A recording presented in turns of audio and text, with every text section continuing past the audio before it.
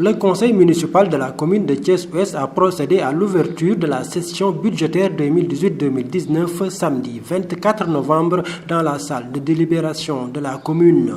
En plus des conseillers qui ont répondu massivement à l'appel du maire, le sous-préfet et les représentants des populations ont participé au débat pour en faire un budget participatif.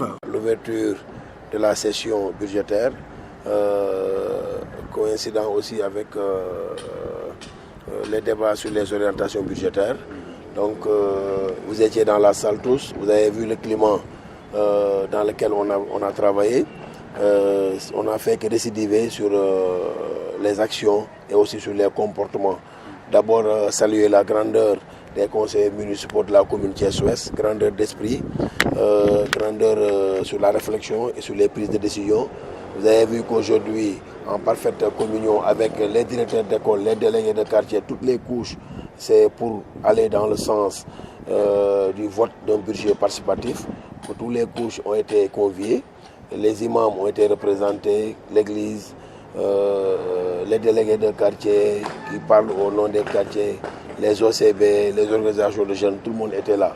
Une occasion saisie par le maire et conformément au texte pour présenter les réalisations de l'année 2018 ordonnées par le conseil municipal. Toutes les décisions et les engagements qui ont été pris au niveau du conseil municipal ont été respectés et le conseil a salué ce respect des engagements. C'est parce que notre devoir envers les populations, c'est le respect du cahier de charge. Quand on a été élu, nous avions un cahier de charge. Et le cahier de charge, ça a été très clair. C'est la prise en charge des préoccupations des populations dans tous les secteurs. Éducation, santé, cadre de vie, hygiène, action sociale, sport et tout. Environnement. Mais nous avons essayé tant soit peu de minimiser certains dégâts au niveau de certains secteurs, de conforter les acquis dans certains secteurs et d'innover dans d'autres secteurs. Ça a été le cas et le conseil l'a apprécié et je crois que les populations, le représentant au niveau de l'hémicycle, c'est les conseils municipaux et ils ont vraiment apprécié le travail qui a été fait et n'ont fait qu'encourager le maire à respecter beaucoup plus davantage les décisions du conseil municipal. L'insécurité, l'achèvement des travaux entamés, la santé et l'éducation ont été au cœur des débats. À Mbouron, où nous avons trouvé un démarrage des travaux que nous avons achevé. C'est le cas de Thiès-Nord où nous avons rénové, mais nous avons construit une maternité au niveau de Grand Thiès et construit aussi une autre au niveau de Goudelais.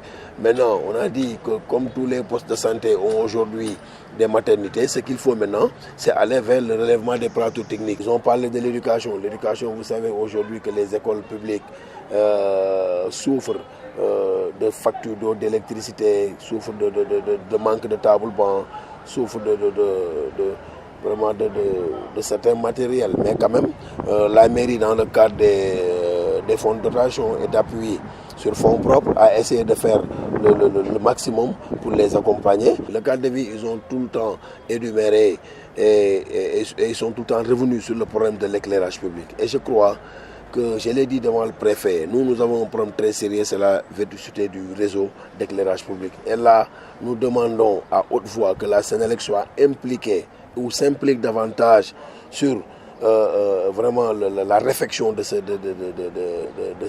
secteur pour que vraiment les populations ne souffrent plus de certains désagréments. Oui, le maraudage, moi je crois que je peux vous sortir de mon bureau combien de lettres qui sont espacées pas plus de 3 mois les unes des autres pour uniquement alerter l'administration, que ce soit l'administration territoriale, l'administration policière et tout, pour leur dire que ce problème, on est en train de le minimiser. Mais un jour, ça peut créer un problème et ça fera le malheur de tout le monde. Il faut freiner une activité qui peut-être ne prospère pas. Et le maraudage aujourd'hui constitue un fléau. Pas uniquement pour tuer la gare routière, non. Mais quand même, on peut constater ensemble que c'est un transport irrégulier qui fait partie des citoyens d'un point à un autre sans contrôle. Aujourd'hui, les gens qui font du maraudage peuvent être même impliqués dans le trafic d'enfants et tout. On ne dit pas que c'est tout le monde, mais c'est un secteur qu'il faut assainir, que les gens partent à la gare routière. Maintenant, s'il y a des mesures d'accompagnement pour changer le parc automobile, là c'est de la responsabilité de l'État, ce n'est pas une compétence municipale. Si ça l'était, vraiment le problème serait réglé depuis très longtemps. Mais vous savez... Il y a un manque à gagner par rapport à cette activité. Oui, il y a un manque à gagner, mais ce qui est plus important, ce n'est pas le manque à gagner, c'est le problème de sécurité. Aujourd'hui, les populations de Mbour 1, de Sud-Stade, de Grand Sanding, de Sofrak et autres, mais vivent un calvaire parce que ils passent toute la journée à protéger leurs enfants, à fermer leurs maisons parce qu'il y a des courses-poursuites qui se font entre les policiers, les éléments de la gare routière et les maraudeurs. Et je crois que si la police était vraiment décidée à freiner cela, c'est les acteurs qu'il faut vraiment, il faut sévir au niveau des acteurs au lieu d'attendre que l'activité soit, que se fasse pour prendre des mesures après. Le bureau municipal a aussi, à travers l'ouverture de cette session, annoncé les perspectives de 2019. À l'unanimité, les conseillers municipaux présents dans la salle ont émis le même vœu. C'est l'achèvement de tous les chantiers qui ont été démarrés. Ça vraiment, ils ont tenu à ce que tous les chantiers soient achevés. Interpellé sur la fin prochaine de son mandat avec son équipe, le maire Alioune Sow a réagi en ces termes. Ça dépendra des populations. Nous allons présenter un bilan libre aux populations de voir. Est-ce que nous méritons la reconduction?